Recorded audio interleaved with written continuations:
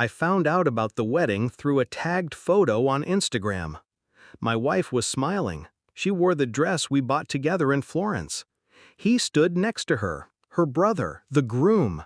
They looked like family, except I wasn't there.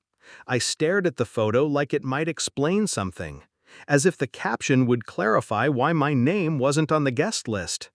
That night, when she came home, I asked, calmly. She didn't flinch, just looked at me like she was ordering coffee. "Sorry, dear, it was a small event, only for the closest people." That word echoed. Closest. I nodded, didn't raise my voice, didn't throw the wine glass sitting by my hand. I just listened, like I always did. Let me back up. I met Clara 9 years ago. She was brilliant, magnetic, a strategist in every sense. Her brother, Daniel, was a struggling entrepreneur then, 1 foot in debt, 1 foot in a dream. I was the one who steadied him, funded his first real venture, cleaned up the mess when it collapsed, no questions asked. Clara called me the family's anchor. They loved to say that, at dinners, at birthdays, when they needed something. But love like that is rented, not owned. The signs came subtle at first. Conversations I wasn't included in. Bank statements with unusual withdrawals. Her name on them, tied to Daniel's business. He was building again, and apparently I was still the wallet. But it was the wedding that snapped something inside me. Not just the exclusion, the lie. She didn't forget me, she erased me. So I went on a trip. That's what I told her. "You're right, it's family time. I'll give you space." She smiled, thought it meant surrender. What it meant was time. Time to collect. I already had access to their financials. Daniel never changed his passwords. And Clara, she was clever, but she forgot I set up her accounts. Her digital fingerprint was a gold mine. Weeks passed. I hired a forensic accountant, quietly.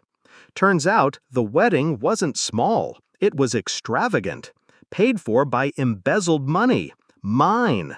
Pulled through shell companies under Daniel's name, signed by Clara. She left a trail like a drunk deer in the snow.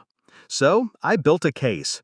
Took it to a lawyer first, then to the bank, then to the investors Daniel was trying to impress. They had no idea his seed money came from deception. He was days from closing a 7-figure deal, until I made one phone call.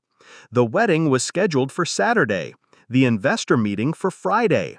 I moved quietly, like a shadow sliding across the wall. Friday, 11 a.m., their deal evaporated. Friday, 1 p.m., the bank froze Daniel's business accounts. Friday, 3 p.m., the venue called. "Due to outstanding debts, we can't move forward with the event." Saturday, 8 a.m., Clara called me. I didn't answer. 9 missed calls. A text from her mother. "Please, help them. This is your family." Was I? I packed slowly that morning. Somewhere tropical, somewhere far. Let them sit in the ashes. The confrontation came 2 days later. Clara showed up at my apartment. Eyes red, voice soft. "You knew. You did this." I poured coffee. "I didn't crash the wedding. I wasn't invited, remember?" Her voice cracked. "You've ruined him." "No," I said, "you did." She tried to cry. I didn't flinch. "Everything I did was for us," she whispered. "He just needed help." I nodded. He had help. Until he stole. Until you lied. I showed her the file. Everything. Signatures, transfers, messages. Her hands shook. Her eyes dropped. I leaned in. "You treated me like a placeholder, a resource, not a person." She said nothing, just sat there. Then I handed her the envelope. Divorce papers. "Don't worry," I said. "I kept the house. You'll need to find somewhere else." She choked on her own silence. Daniel filed for bankruptcy 3 weeks later. The investors blacklisted him. His credit's ruined.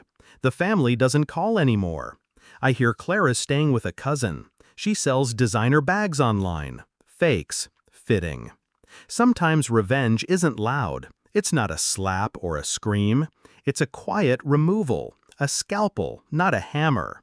They carved me out of their lives, so I did the same. And when they finally reached for me, when their world burned, my hands were clean. Funny, I was never invited to the wedding, but somehow I ended it anyway.